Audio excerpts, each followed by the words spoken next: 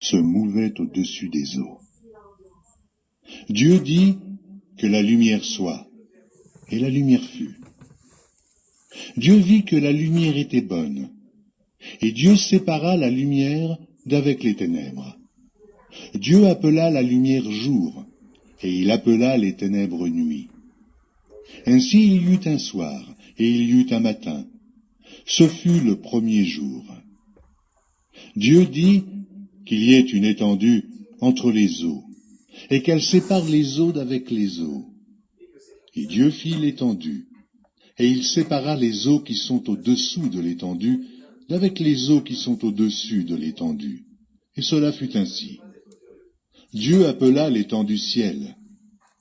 Ainsi il y eut un matin. Ce fut le second jour.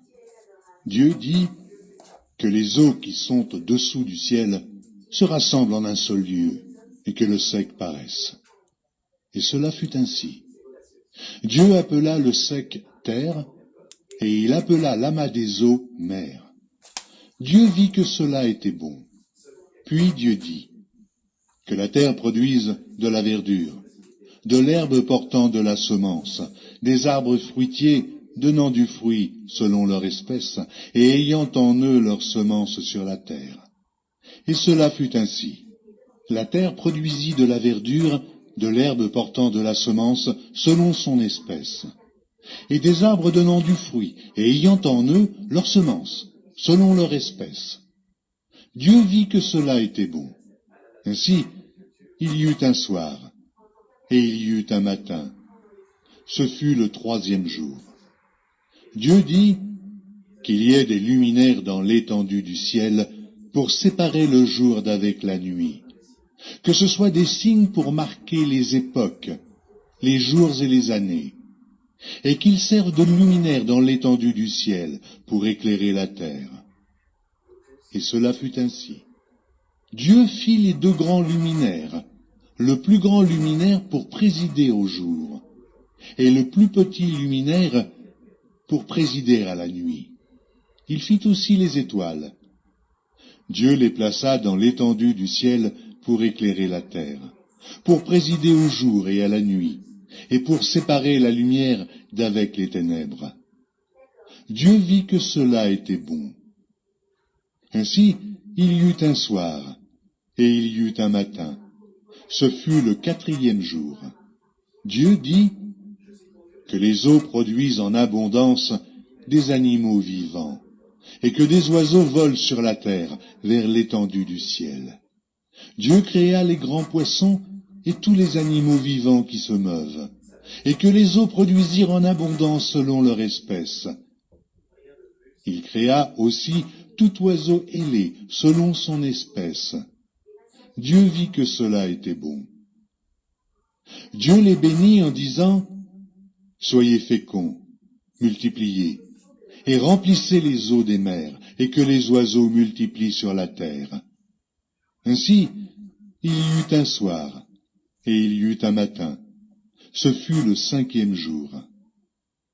Dieu dit que la terre produise des animaux vivants selon leur espèce, du bétail, des reptiles et des animaux terrestres selon leur espèce. Et cela fut ainsi. Dieu fit les animaux de la terre selon leur espèce, le bétail selon son espèce, et tous les reptiles de la terre selon leur espèce. Dieu vit que cela était bon. Puis Dieu dit, faisons l'homme à notre image, selon notre ressemblance, et qu'il domine sur les poissons de la mer, sur les oiseaux du ciel, sur le bétail, sur toute la terre, et sur tous les reptiles qui rampent sur la terre. Dieu créa l'homme à son image. Il le créa à l'image de Dieu. Il créa l'homme et la femme.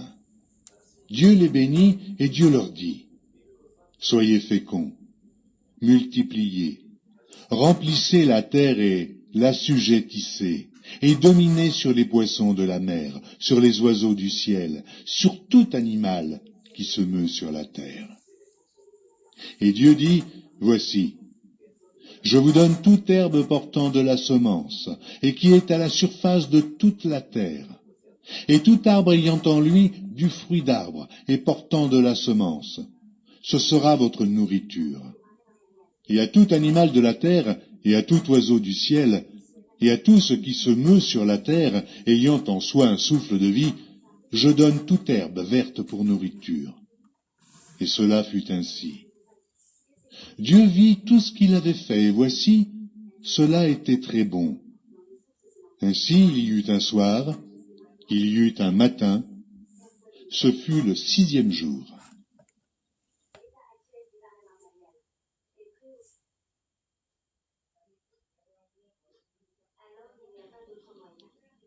La Genèse, chapitre 2. Ainsi furent achevés les cieux et la terre, et toute leur armée.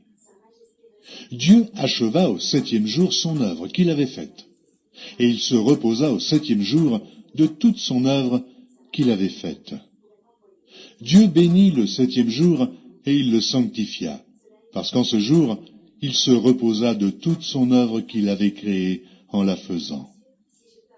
Voici les origines des cieux et de la terre quand ils furent créés.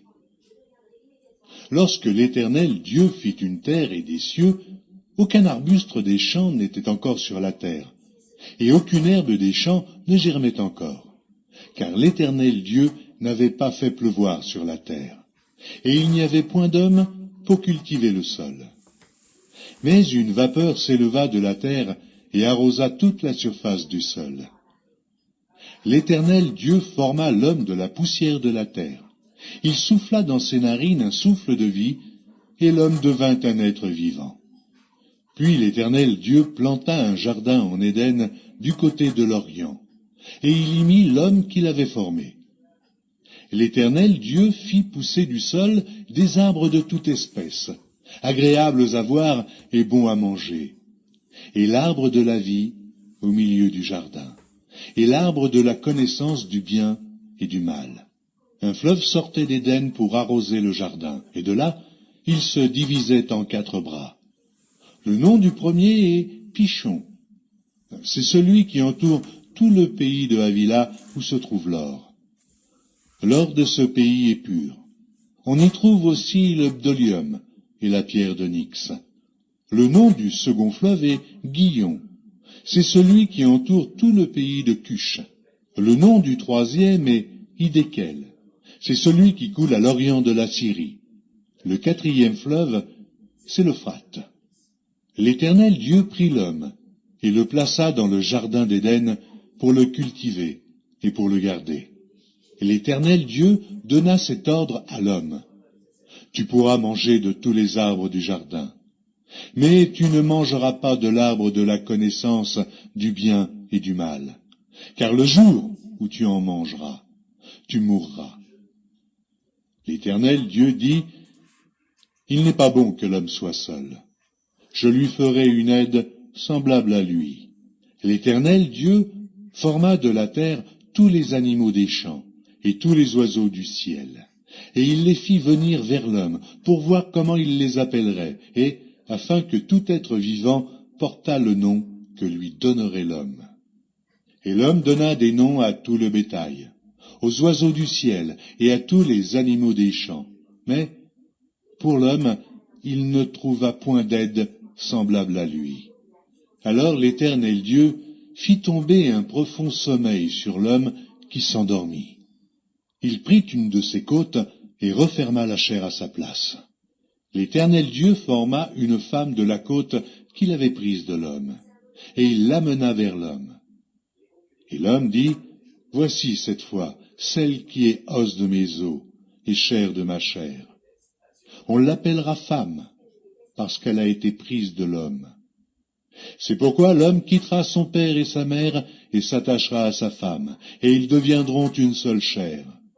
L'homme et sa femme étaient tous deux nus, et ils n'en avaient point honte.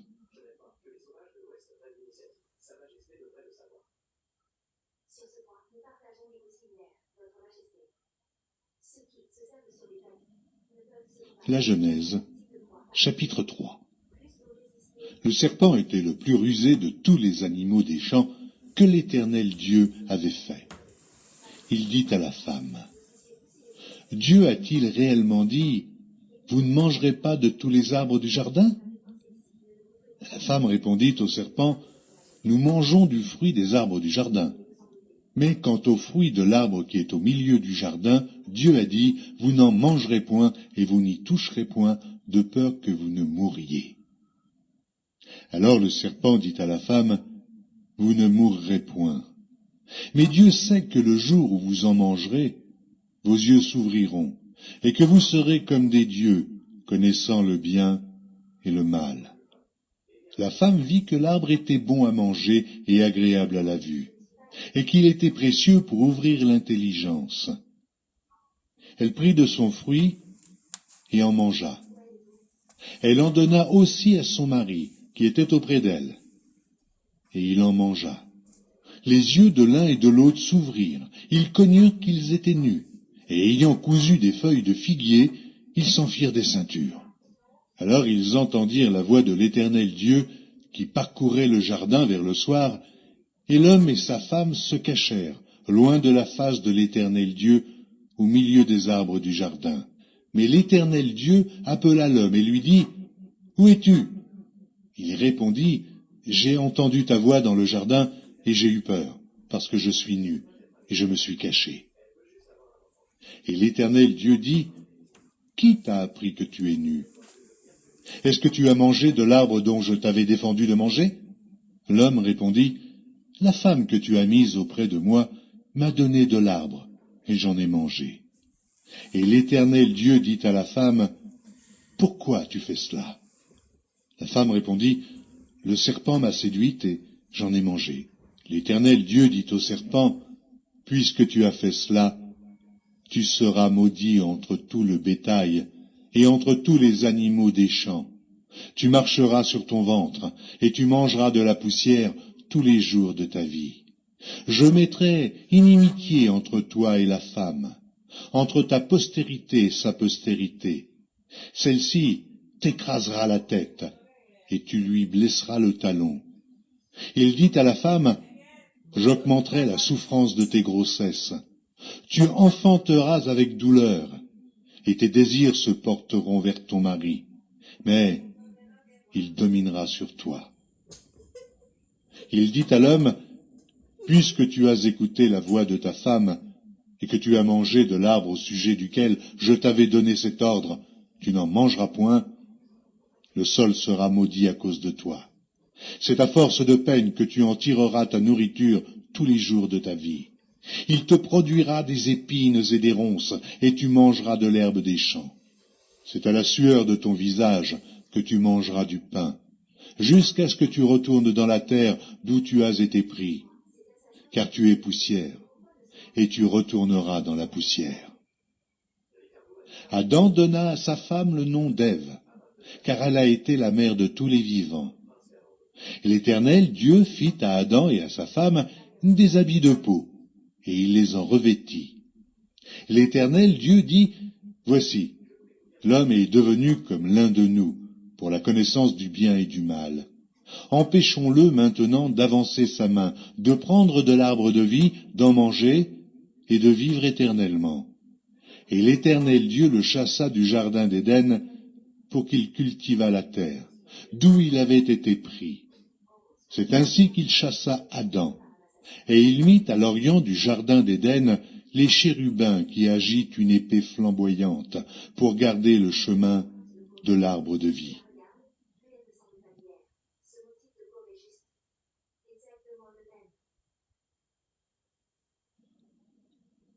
La Genèse, chapitre 4. Adam connut Ève, sa femme.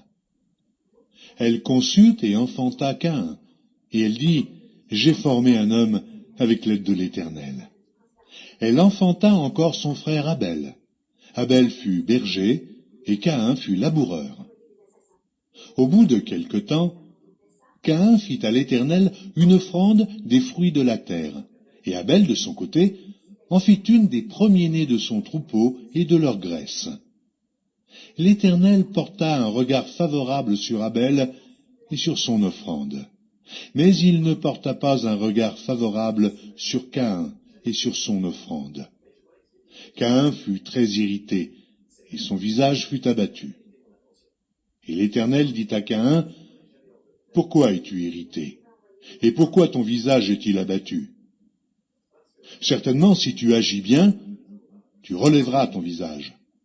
Et si tu agis mal, le péché se couche à la porte, et ses désirs se portent vers toi. Mais toi, domine sur lui. » Cependant, Caïn adressa la parole à son frère Abel, mais, comme ils étaient dans les champs, Caïn se jeta sur son frère Abel et le tua.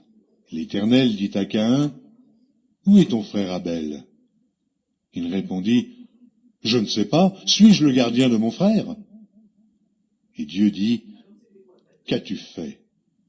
La voix du sang de ton frère crie de la terre jusqu'à moi. Maintenant, tu seras maudit de la terre, qui a ouvert sa bouche pour recevoir de ta main le sang de ton frère. Quand tu cultiveras le sol, il ne te donnera plus sa richesse.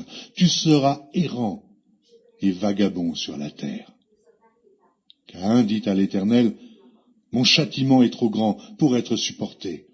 Voici, tu me chasses aujourd'hui de cette terre. Je serai caché loin de ta face, je serai errant et vagabond sur la terre, et quiconque me trouvera me tuera. » L'Éternel lui dit, « Si quelqu'un tuait Caïn, Caïn serait vengé 7 fois. » Et l'Éternel mit un signe sur Caïn, pour que quiconque le trouverait ne le tuât point.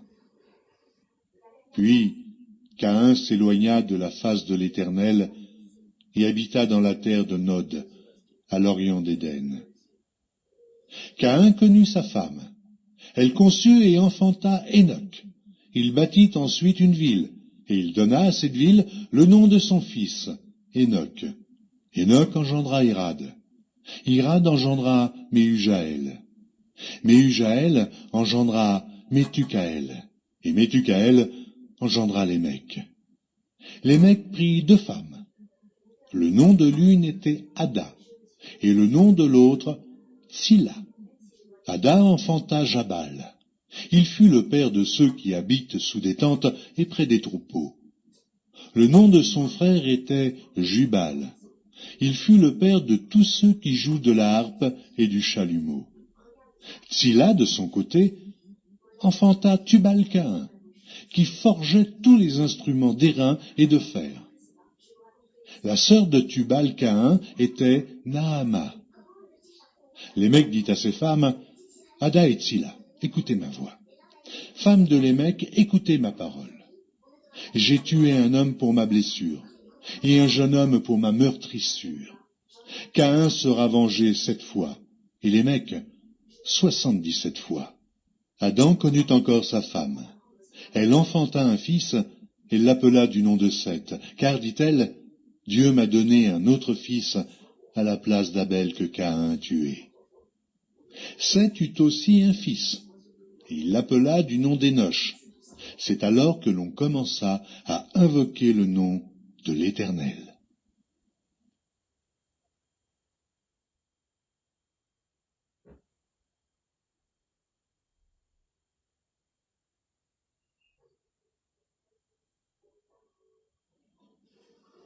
La Genèse, chapitre 5. Voici le livre de la postérité d'Adam. Lorsque Dieu créa l'homme, il le fit à la ressemblance de Dieu. Il créa l'homme et la femme, il les bénit, et il les appela du nom d'homme, lorsqu'ils furent créés. Adam, âgé de 130 ans, engendra un fils à sa ressemblance, selon son image, et il lui donna le nom de Seth. Les jours d'Adam après la naissance de Seth furent de 800 ans, et il engendra des fils et des filles. Tous les jours qu'Adam vécut furent de 930 ans, puis il mourut. Seth, âgé de 105 ans, engendra Énoch. Seth vécut après la naissance d'Énoch 807 ans, et il engendra des fils et des filles. Tous les jours de Seth furent de 912 ans, puis il mourut. Énoch, âgé de 90 ans, engendra Kénan. Énoch vécut après la naissance de Kénan 815 ans, et il engendra des fils et des filles.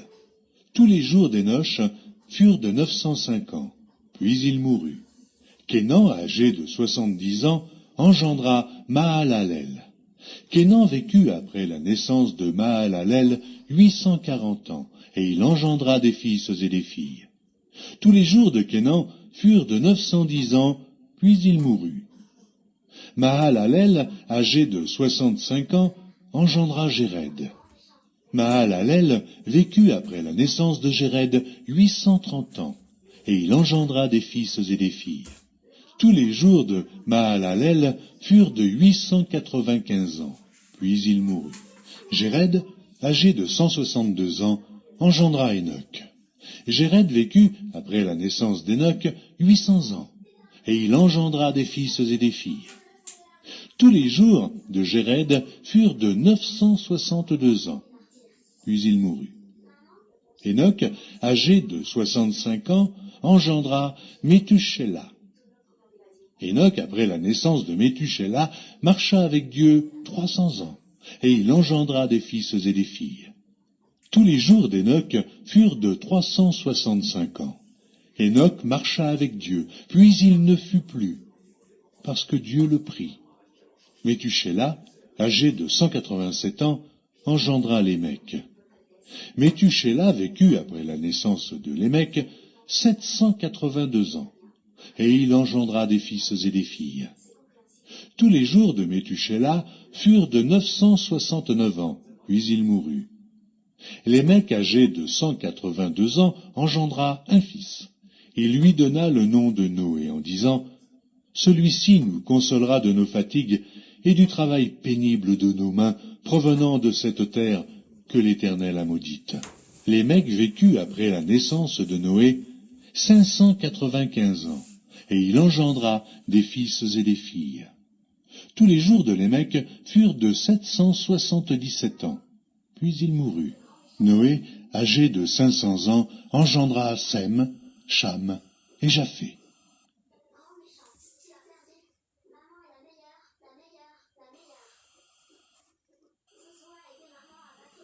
La Genèse, chapitre 6. Lorsque les hommes eurent commencé à se multiplier sur la face de la terre, et que des filles leur furent nées, les fils de Dieu virent que les filles des hommes étaient belles, et ils en prirent pour femmes parmi toutes celles qu'ils choisirent.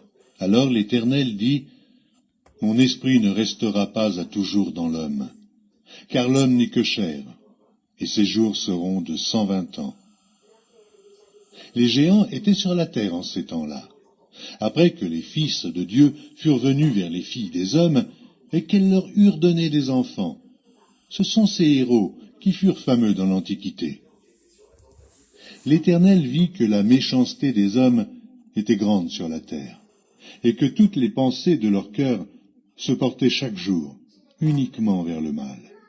L'Éternel se repentit d'avoir fait l'homme sur la terre, et il fut affligé en son cœur. Et l'Éternel dit, « J'exterminerai de la face de la terre l'homme que j'ai créé, depuis l'homme jusqu'au bétail, aux reptiles et aux oiseaux du ciel, car je me repens de les avoir faits. » Mais Noé trouva grâce aux yeux de l'Éternel. Voici la postérité de Noé. Noé était un homme juste et intègre dans son temps. Noé marchait avec Dieu. Noé engendra 3 fils, Sem, Cham et Japheth. La terre était corrompue devant Dieu. La terre était pleine de violence. Dieu regarda la terre, et voici, elle était corrompue, car toute chair avait corrompu sa voie sur la terre. Alors Dieu dit à Noé, « La fin de toute chair est arrêtée par devers moi, car ils ont rempli la terre de violence. Voici, je vais les détruire avec la terre. Fais-toi une arche de bois de gophée.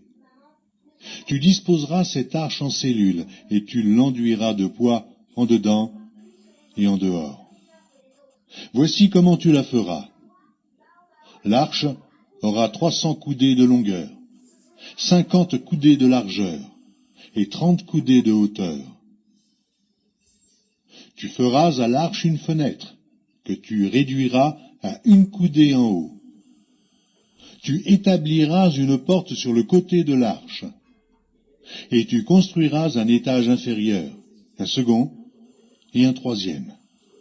Et moi, je vais faire venir le déluge d'eau sur la terre, pour détruire toute chair ayant souffle de vie sous le ciel. Tout ce qui est sur la terre périra. Mais j'établis mon alliance avec toi. Tu entreras dans l'arche, toi et tes fils, ta femme et les femmes de tes fils avec toi.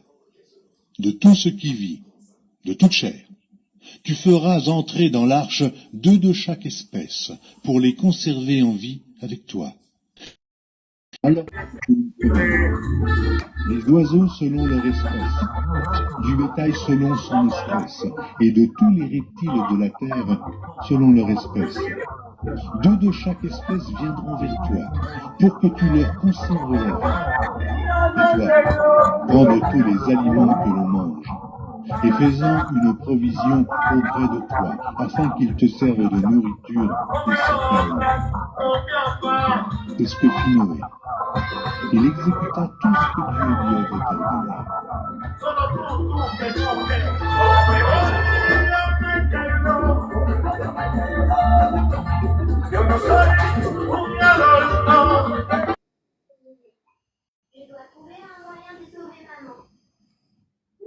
La Genèse, chapitre 7.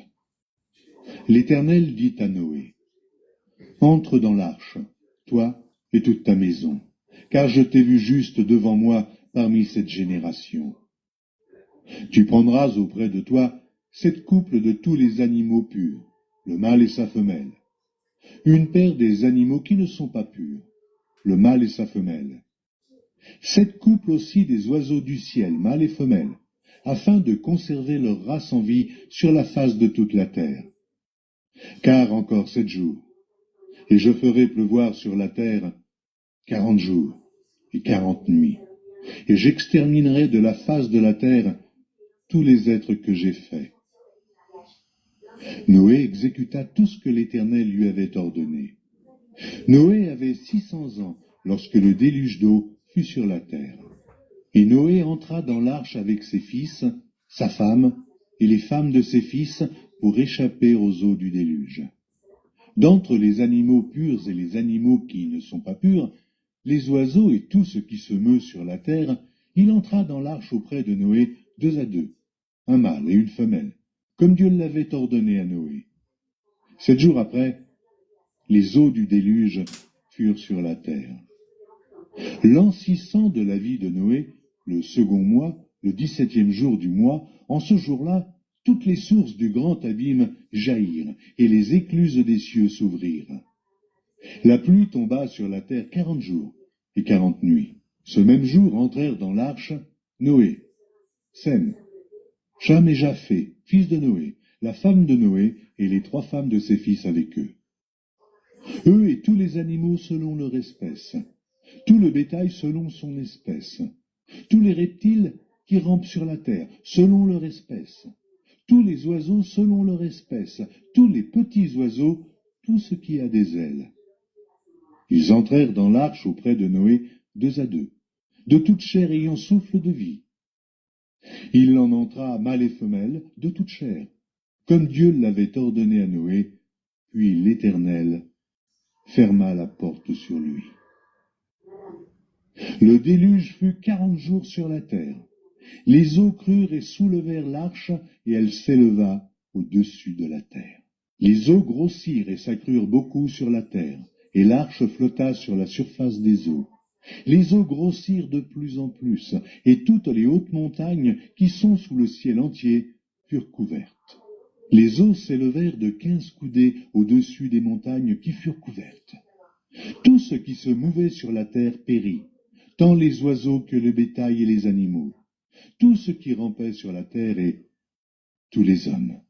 Tout ce qui avait respiration, souffle de vie dans ses narines et qui était sur la terre sèche, mourut.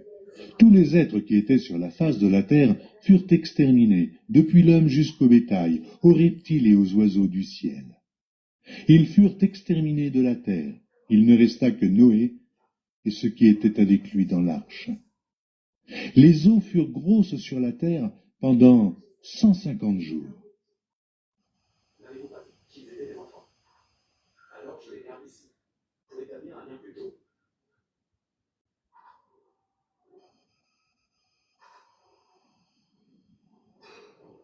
La Genèse, chapitre 8.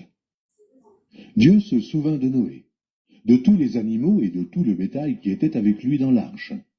Et Dieu fit passer un vent sur la terre, les eaux s'apaisèrent.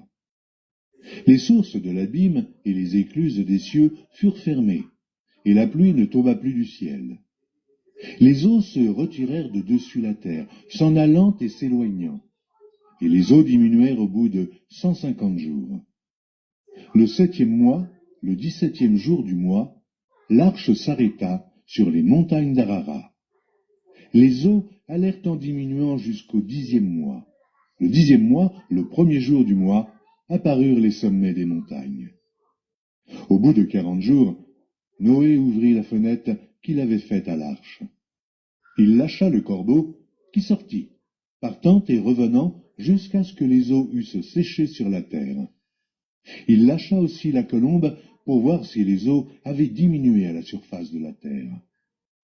Mais la colombe ne trouva aucun lieu pour poser la plante de son pied, et elle revint à lui dans l'arche, car il y avait des eaux à la surface de toute la terre. Il avança la main, la prit, et la fit rentrer auprès de lui dans l'arche. Il attendit encore 7 autres jours, et il lâcha de nouveau la colombe hors de l'arche. La colombe revint à lui sur le soir, et voici, une feuille d'olivier arrachée était dans son bec. Noé connut ainsi que les eaux avaient diminué sur la terre. Il attendit encore 7 autres jours, et il lâcha la colombe, mais elle ne revint plus à lui. L'an 601, le 1er mois, le 1er jour du mois, les eaux avaient séché sur la terre. Noé ôta la couverture de l'arche.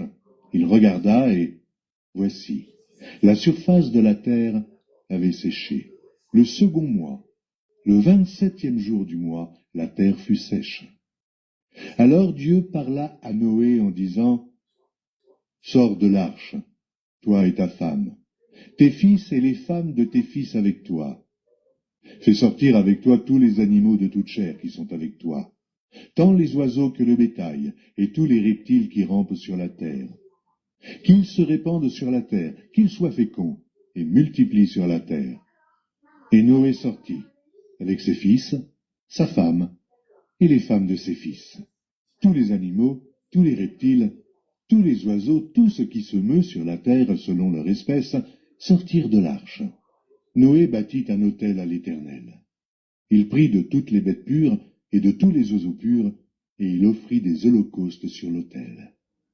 L'Éternel sentit une odeur agréable, et l'Éternel dit en son cœur, « Je ne maudirai plus la terre à cause de l'homme, parce que les pensées du cœur de l'homme sont mauvaises dès sa jeunesse. Et je ne frapperai plus tout ce qui est vivant comme je l'ai fait. Tant que la terre subsistera, les semailles et la moisson, le froid et la chaleur, l'été et l'hiver, le jour et la nuit ne cesseront point. » Cette princesse consort de nain, je n'ai aucune autorité dans cette résidence. Je ne pourrai pas protéger mes propres enfants. Je te confie l'autorité sur le ménage. Chantien, ne méprisez pas l'ancienne propriétaire de ce corps. Pourquoi maintenant? Non seulement il ne me chasse pas, mais en plus il me donne l'autorité sur le ménage. La Genèse, chapitre 9. Dieu bénit Noé et ses fils et leur dit, « Soyez féconds, multipliez et remplissez la terre. Vous serez un sujet de crainte et d'effroi pour tout animal de la terre, pour tout oiseau du ciel, pour tout ce qui se meut sur la terre, et pour tous les poissons de la mer. Ils sont livrés entre vos mains. Tout ce qui se meut et qui a vie vous servira de nourriture. Je vous donne tout cela comme l'herbe verte. Seulement, vous ne mangerez point de chair avec son âme, avec son sang. Sachez-le aussi, je redemanderai le sang de vos âmes. Je le redemanderai à tout animal, et je redemanderai l'âme de l'homme à l'homme qui est son frère. Si quelqu'un verse le sang de l'homme, par l'homme son sang sera versé. Car Dieu a fait l'homme à son image. Et vous, soyez féconds et multipliez. Répandez-vous sur la terre et multipliez sur elle. Dieu parla encore à Noé et à ses fils avec lui en disant, Voici, j'établis mon alliance avec vous et avec votre postérité après vous, avec tous les êtres vivants qui sont avec vous, tant les oiseaux que le bétail et tous les animaux de la terre, soit avec tous ceux qui sont sortis de l'arche, soit avec tous les animaux de la terre. J'établis mon alliance avec vous. Dans la difficulté, les filles dans le luxe. Nous certainement, il ne doit pas souffrir. Quant à Bao, il est un garçon. En principe, il ne devrait pas être aussi précieux. Mais il a été fragile depuis son enfance et nécessite beaucoup de médicaments pour une convalescence attentive. La Genèse, chapitre 9. Dieu bénit Noé et ses fils et leur dit, Soyez féconds, multipliez et remplissez la terre. Vous serez un sujet de crainte et d'effroi pour tout animal de la terre, pour tout oiseau du ciel, pour tout ce qui se meut sur la terre, et pour tous les poissons de la mer. Ils sont livrés entre vos mains. Tout ce qui se meut et qui a vie vous servira de nourriture. Je vous donne tout cela comme l'herbe verte. Seulement, vous ne mangerez point de chair avec son âme, avec son sang. Sachez-le aussi, je redemanderai le sang de vos âmes. Je le redemanderai à tout animal, et je redemanderai l'âme de l'homme à l'homme qui est son frère. Si quelqu'un verse le sang de l'homme, par l'homme son sang sera versé. Car Dieu a fait l'homme à son image. Et vous, soyez féconds et multipliez. Répandez-vous sur la terre et multipliez sur elle.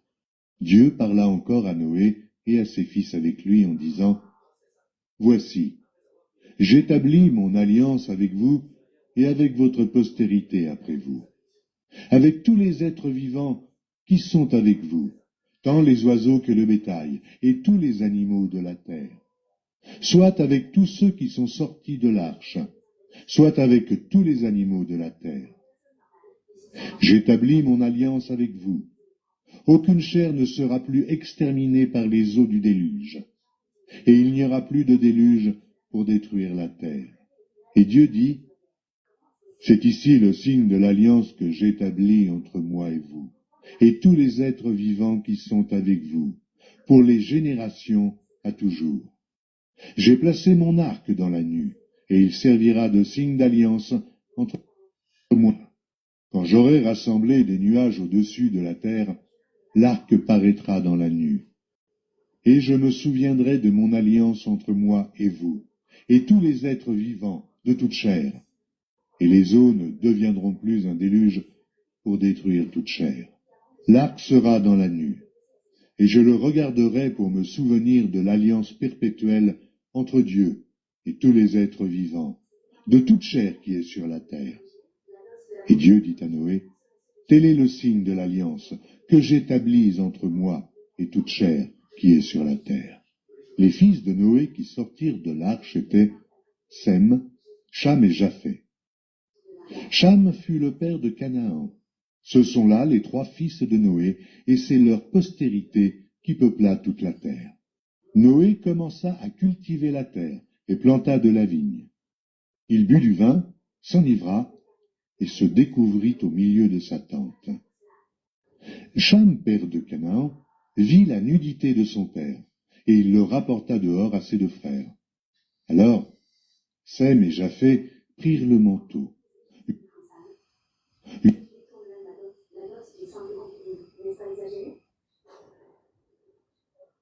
Le mirent sur leurs épaules, marchèrent à reculons, et couvrirent la nudité de leur père.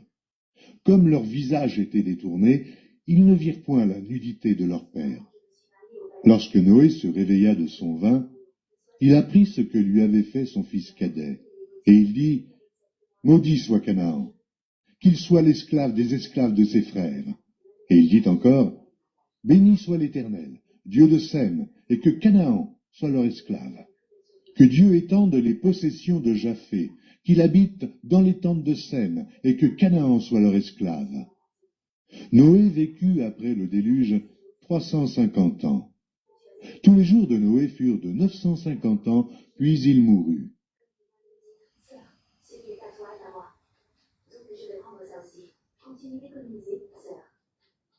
Si je peux vivre une bonne vie à l'avenir, ça dépend entièrement de toi.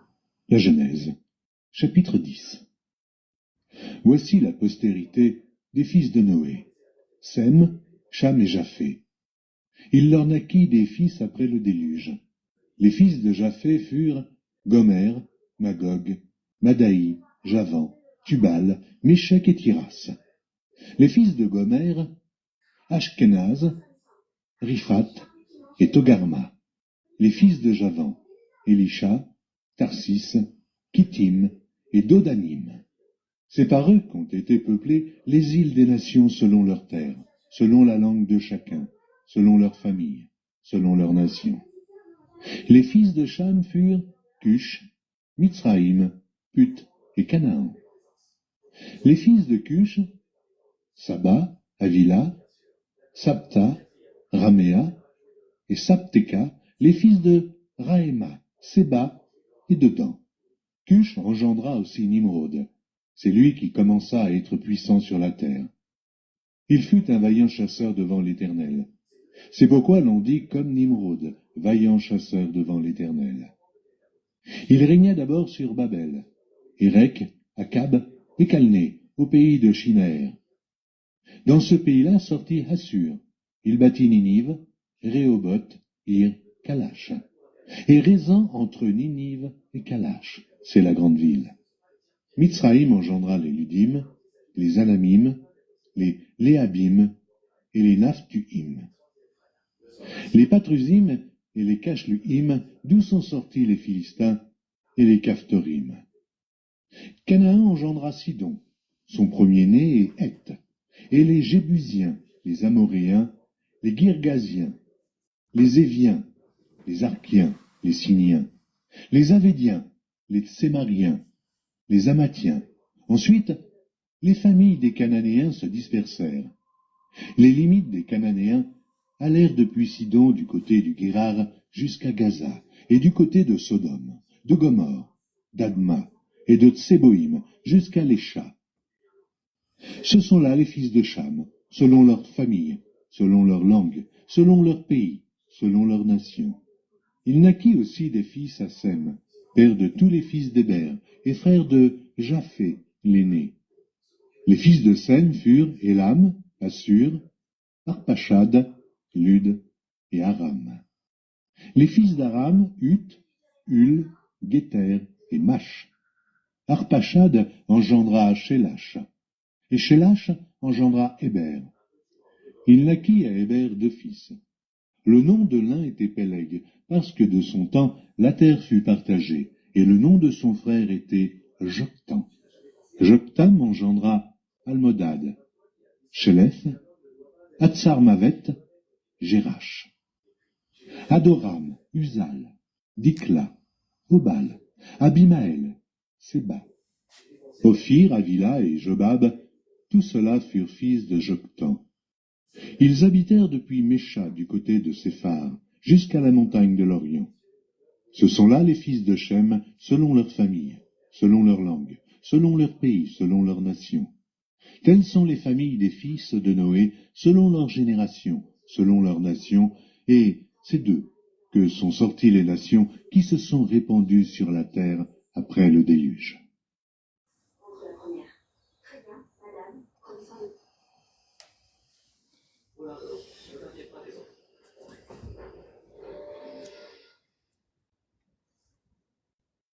Fais ça. Tu ne peux pas les tuer. Tu le protèges comme ça. Mon cerveau, calme-toi. S'il meurt, les rumeurs se répandront partout, et je ne pourrai pas blanchir mon nom. La Genèse, chapitre 11. Toute la terre avait une seule langue et les mêmes mots. Comme ils étaient partis de l'Orient, ils trouvèrent une plaine au pays de Shinaër, et ils y habitèrent. Ils se dirent l'un à l'autre, allons, faisons des briques et cuisons-les au feu. Et la brique leur servit de pierre, et le bitume leur servit de ciment. Et ils dirent encore, allons, bâtissons-nous une ville, et une tour dont le sommet touche au ciel, et faisons-nous un nom, afin que nous ne soyons pas dispersés sur la face de toute la terre. L'Éternel descendit pour voir la ville et la tour que bâtissaient les fils des hommes. Et l'Éternel dit, voici, ils forment un seul peuple et ont tous une même langue. Et c'est là ce qu'ils ont entrepris. Maintenant, rien ne les empêcherait de faire tout ce qu'ils auraient projeté. Allons, descendons et là, confondons leur langage, afin qu'ils n'entendent plus la langue les uns les autres. Et l'Éternel les dispersa loin de là sur la surface de toute la terre. Et ils cessèrent de bâtir la ville. C'est pourquoi on l'appela du nom de Babel. Car c'est là que l'Éternel confondit le langage de toute la terre. Et c'est de là que l'Éternel les dispersa sur la face de toute la terre. Voici la postérité de Sem. Sem, âgé de 100 ans, engendra Arpachad, 2 ans après le déluge. Sem vécut après la naissance d'Arpachad 500 ans, et il engendra des fils et des filles. Arpachad, âgé de 35 ans, engendra Shélash. Arpachad vécut après la naissance de Shélash 403 ans, et il engendra des fils et des filles. Shélash, âgé de 30 ans, engendra Héber. Shélash vécut après la naissance d'Héber 403 ans, et il engendra des fils et des filles. Héber, âgé de 34 ans, engendra Péleg. Héber vécut après la naissance de Péleg 430 ans, et il engendra des fils et des filles. Péleg, âgé de 30 ans, engendra Réu. Péleg vécut après la naissance de Réu 209 ans, et il engendra des fils et des filles. Réu, âgé de 32 ans, engendra Sérug. Et Réu vécut après la naissance de Sérug 207 ans, et il engendra des fils et des filles. Sérug, âgé de 30 ans, engendra Nachor. Sérug vécut après la naissance de Nachor 200 ans, et il engendra des fils et des filles. Nachor, âgé de 29 ans, engendra Térach. Nachor vécut après la naissance de Térach 119 ans, et il engendra des fils et des filles. Térach, âgé de 70 ans, engendra Abram, Nachor et Haran. Voici la postérité de Térach. Térach engendra Abram, Nachor et Haran. Haran engendra Lot. Et Haran mourut en présence de Térach, son père, au pays de sa naissance, à Ur, en Chaldée. Abram et Nachor prirent des femmes. Le nom de la femme d'Abram était Sarai, et le nom de la femme de Nachor était Milka, fille d'Abram, père de Milka et père de Gispa. Sarai était stérile, elle n'avait point d'enfant. Térach prit Abram, son fils, et Lot, fils d'Aran, fils de son fils, et Sarai, sa belle-fille, femme d'Abram, son fils. Ils sortirent ensemble d'Ur en Chaldée, pour aller au pays de Canaan. Ils vinrent jusqu'à Charan, et ils y habitèrent. Les jours de Térach furent de 205 ans, et Térach mourut à Charan.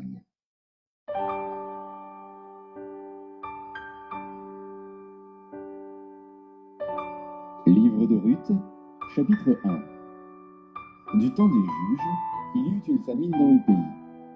Un homme de Bethléem, de Juda, partit, avec sa femme et ses 2 fils, pour faire un séjour dans le pays de Moab. Le nom de cet homme était Élimélec, celui de sa femme Naomi, et ses 2 fils s'appelaient Maclon et Kiljon. Ils étaient Éphratiens, de Bethléem de Juda. Arrivés au pays de Moab, ils y fixèrent leur demeure. Élimélec, mari de Naomi, mourut, et elle resta avec ses 2 fils. Ils prirent des femmes moabites, dont l'une se nommait Orpa, et l'autre Ruth, et ils habitèrent là environ 10 ans. Maclon et Kijlon moururent aussi tous les 2, et Naomi resta privée de ses 2 fils et de son mari. Puis elle se leva, elle et ses belles-filles, afin de quitter le pays de Moab, car elle apprit au pays de Moab que l'Éternel avait visité son peuple et lui avait donné du pain.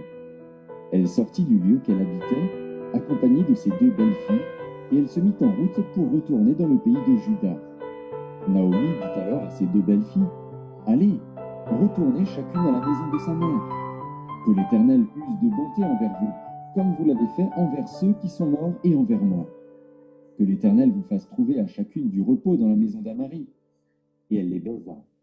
Elles élevèrent la voix et pleurèrent. Et elles lui dirent, « Non, nous irons avec toi vers ton peuple. » Naomi dit, « Retournez, mes filles. Pourquoi viendriez-vous avec moi? Ai-je encore dans mon sein des fils qui puissent devenir vos maris? Retournez, mes filles. Allez, je suis trop vieille pour me remarier. Et quand je dirai, j'ai de l'espérance, quand cette nuit même je serai avec un mari et que j'enfanterai des fils, attendriez-vous pour cela qu'ils eussent grandi? Refuseriez-vous pour cela de vous marier? Non, mes filles, car à cause de vous, je suis dans une grande affliction de ce que la main de l'Éternel s'est étendue contre moi. Et elles élevèrent la voix et pleurèrent encore. Orpa baisa sa belle-mère, mais Ruth s'attacha à elle. Naomi dit à Ruth, « Voici, ta belle-sœur est retournée vers son peuple et vers ses dieux. Retourne, comme ta belle-sœur. » Ruth répondit, « Ne me presse pas de te laisser, de retourner loin de toi. Où tu iras, j'irai. Où tu demeureras, je demeurerai. Ton peuple sera mon peuple, et ton Dieu sera mon Dieu. Où tu mourras, je mourrai, et j'y serai enterré. Que l'Éternel me traite dans toute sa rigueur, si autre chose que la mort vient à nous séparer de toi. » Naomi, la voyant décidée à aller avec elle, cessa ses instances. Elles firent ensemble le voyage jusqu'à leur arrivée à Bethléem. Et lorsqu'elles entrèrent dans Bethléem, toute la ville fut émue à cause d'elles. Et les femmes disaient, « Est-ce là Naomi ?» Elle leur dit, « Ne m'appelez pas Naomi, appelez-moi Mara, car le Tout-Puissant m'a rempli d'amertume. J'étais dans l'abondance à mon départ, et l'Éternel me ramène les mains vides. Pourquoi m'appelleriez-vous Naomi, après que l'Éternel s'est prononcé contre moi, et que le Tout-Puissant m'a affligé ?» Ainsi revinrent du pays de Moab Naomi et sa belle-fille, Ruth la Moabite. Elles arrivèrent à Bethléem au commencement de la moisson des orges.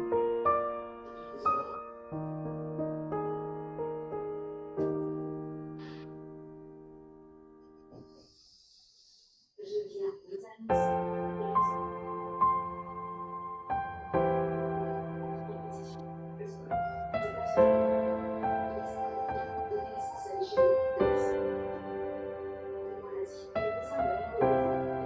Ruth, chapitre 2.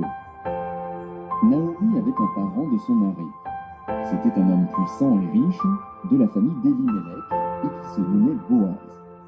Ruth, la Moabite, dit à Naomi, « Laisse-moi, je te prie, aller glaner des épis dans le champ de celui aux yeux duquel je trouverai grâce. » Elle lui répondit, « Va, ma fille. » Elle alla glaner dans un champ, derrière les moissonneurs. Et il se trouva par hasard que la pièce de terre appartenait à Boaz, qui était de la famille d'Elimelech. Et voici, Boaz vint de Bethléem, et il dit au moissonneur, « Que l'Éternel soit avec vous. » Ils lui répondirent, « Que l'Éternel te bénisse. » Et Boaz dit à son serviteur chargé de surveiller le moissonneur, « À qui est cette jeune femme ?» Le serviteur chargé de surveiller le moissonneur répondit, « C'est une jeune femme moabite qui est revenue avec Naomi du pays de Moab. Elle a dit, « Permettez-moi de glaner et de ramasser des épis entre les gerbes derrière le moissonneur. » Et depuis ce matin qu'elle est venue, elle a été debout jusqu'à présent et ne s'est reposée qu'un moment dans la maison. Boaz dit à Ruth, « Écoute, ma fille, ne va pas glaner dans un autre champ, ne t'éloigne pas d'ici, et reste avec mes servantes. Regarde la moissonne dans le champ, et va après elle. J'ai défendu à mes serviteurs de te toucher, et quand tu auras soif, tu iras au vase, et tu boiras de ce que les serviteurs auront puisé. » Alors il tomba sur sa face et se prosterna contre terre, et lui dit, « Comment ai-je trouvé grâce à tes yeux, pour que tu t'intéresses à moi qui suis une étrangère ?» Boaz lui répondit, « On m'a rapporté tout ce que tu as fait pour ta belle-mère depuis la mort de ton mari, et comment tu as quitté ton père et ta mère et le pays de ta naissance pour aller vers un peuple que tu ne connaissais point auparavant. Que l'Éternel te rende ce que tu as fait, et que ta récompense soit entière de la part de l'Éternel, le Dieu d'Israël, sous les ailes duquel tu es venu te réfugier. Et elle dit, oh, que je trouve grâce à tes yeux, mon Seigneur, car tu m'as consolé, et tu as parlé au cœur de ta servante. Et pourtant je ne suis pas, moi, comme l'une de tes servantes. Au moment du repas, Boaz dit à Ruth, approche, mange du pain, et trempe ton morceau dans le vinaigre. Elle s'assit à côté des moissonneurs. On lui donna du grain rôti. Elle mangea et se rassasia, et il garda le reste. Puis elle se leva pour planer. Boaz donna cet ordre à ses serviteurs. Elle glane aussi entre les gerbes, et ne les quitte pas. Et même vous ôterez pour elle des gerbes quelques épis, et vous les laisserez glaner, sans lui faire de reproches. Elle glanait dans le champ jusqu'au soir, et elle bâtit ce qu'elle avait glané. On y mit environ un épha d'orge. Elle l'emporta et rentra dans la ville, et sa belle-mère vit ce qu'elle avait glané. Elle sortit aussi le reste de son repas, et les lui donna. Sa belle-mère lui dit, « Où as-tu glané aujourd'hui? Et où as-tu travaillé? Béni soit celui qui s'est intéressé à toi. » Et Ruth fit connaître à sa belle-mère chez qui elle travaillait.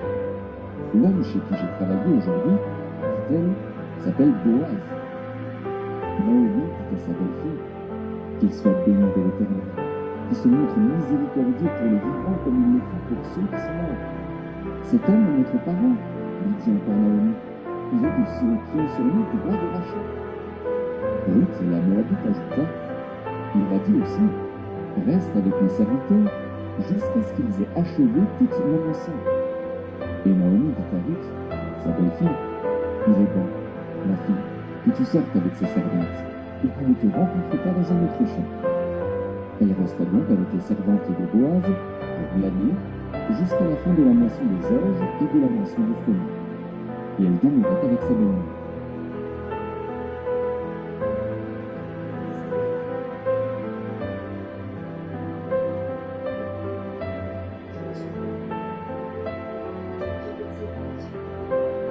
Ruth, chapitre 3.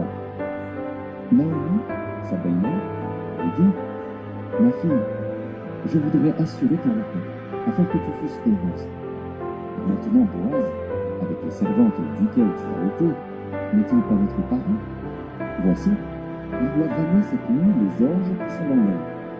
Lave-toi et monte-toi, puis remets tes habits, et descends à l'air. Tu ne te feras pas connaître à lui, jusqu'à ce qu'il ait achevé de manger et de boire. Et quand il ira se coucher, observe-le comme il se couche. Ensuite, découvre ses pieds et couche-toi. Il te dira lui-même ce que tu as à faire. » Elle lui répondit, « Je ferai tout ce que tu as dit. » Elle descendit à l'air et fit tout ce qu'avait ordonné sa belle-mère.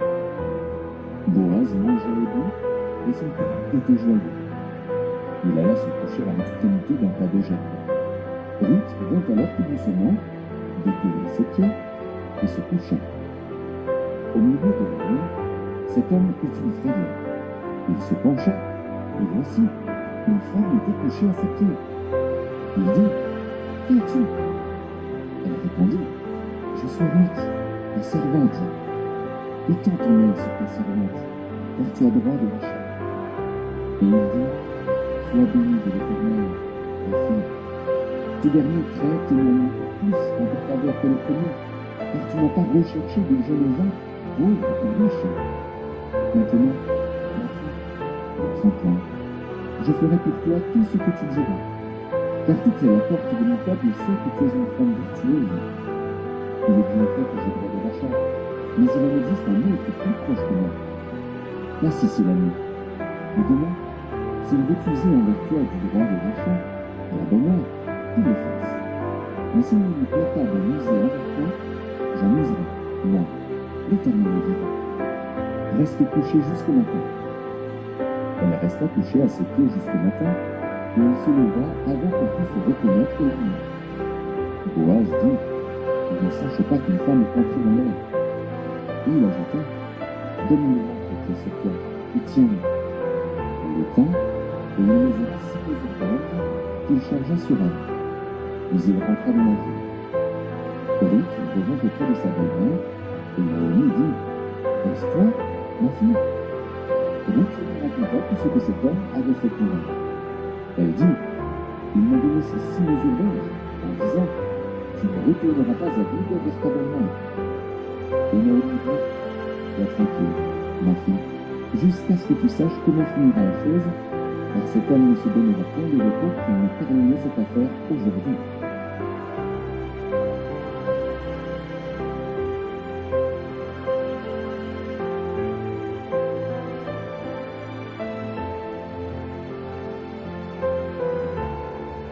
Ruth, chapitre 4. Boaz monta à la porte et s'y arrêta. Or voici, celui qui avait droit de rachat et dont Boaz avait parlé vint à passer. Boaz lui dit « Approche, reste ici, toi, mon père. » Et il s'approcha et s'arrêta. Boaz prit alors 10 hommes parmi les anciens de la ville et il dit « Asseyez-vous ici. » Et il s'assit. Puis il dit à celui qui avait le droit de rachat « Naomi, revenu du pays de Moab, a vendu la pièce de terre qui appartenait à notre frère Elimelech. J'ai cru devoir t'en informer et te dire en pierre-là, en présence des habitants et en présence des anciens de mon peuple. Si tu veux racheter, rachète. Mais si tu ne veux pas, déclare-le-moi afin que je le sache. Car il n'y a personne avant toi qui a le droit de rachat et je vais après toi. » Et il répondit, « Je rachèterai. » Boaz dit, « Le jour où tu acquerras le champ de la mère de Naomi, tu l'acquerras en même temps de Ruth, la Moabite. Femme du défunt, pour relever le nom du défunt dans son héritage. » Et celui qui avait le droit de rachat répondit, « Je ne puis pas racheter pour mon compte, crainte de détruire mon héritage. Prends pour toi mon droit de rachat, car je ne puis pas racheter. » Autrefois en Israël, pour valider une affaire quelconque relative à un rachat ou à un échange, l'un ôtait son soulier et le donnait à l'autre. Cela servait de témoignage en Israël. Celui qui avait le droit de rachat dit donc à Boaz, « Acquiert pour ton compte. » Et il ôta son soulier. Alors Boaz dit aux anciens et à tout le peuple, « Vous êtes témoins aujourd'hui que j'ai acquis de la main de Naomi tout ce qui appartenait à Elimelech, à Kiljon et à Maclon, et que je me suis également acquis pour femme Ruth, la Moabite, femme de Maclon, pour relever le nom du défunt dans son héritage, et afin que le nom du défunt ne soit point retrempé d'entre ses frères et de la porte de son lieu. Vous en êtes témoins aujourd'hui. » Et le peuple qui était à la porte et les anciens dirent, « Nous en sommes témoins. Que l'Éternel rende à la femme qui entre dans ta maison semblable à Rachel et à Léa, qui toutes les deux ont bâti la maison d'Israël. Manifeste ta force dans Ephrata, et fais-toi un nom dans Bethléem. Puisse la postérité que l'Éternel te donnera par cette jeune femme rendre ta maison semblable à la maison de Péretz, qui fut enfantée à Juda par Tamar. » Boaz prit Ruth, qui devint sa femme, et il alla vers elle. L'Éternel permit à Ruth de concevoir, et elle enfanta un fils. Les femmes dirent à Naomi, « Béni soit l'Éternel, qui ne t'a point laissé manquer aujourd'hui d'un homme ayant droit de rachat, et dont le nom sera célébré en Israël. Cet enfant restaurera ton âme, et sera le soutien de ta vieillesse. Car ta belle-fille, qui t'aime, l'a enfanté, elle qui vaut mieux pour toi que 7 fils. » Naomi prit l'enfant et le mit sur son sein, et elle fut sa garde. Les voisines lui donnèrent un nom, en disant, « Un fils est né à Naomi, et elles l'appelèrent Obed. Ce fut le père d'Isaïe, père de David. Voici la postérité de Péretz. Péretz engendra Etzron. Etzron engendra Ram. Ram engendra Aminadab. Aminadab engendra Nakshon. Nakshon engendra Salmon. Salmon engendra Boaz. Boaz engendra Obed. Obed engendra Isaïe. Et Isaïe engendra David.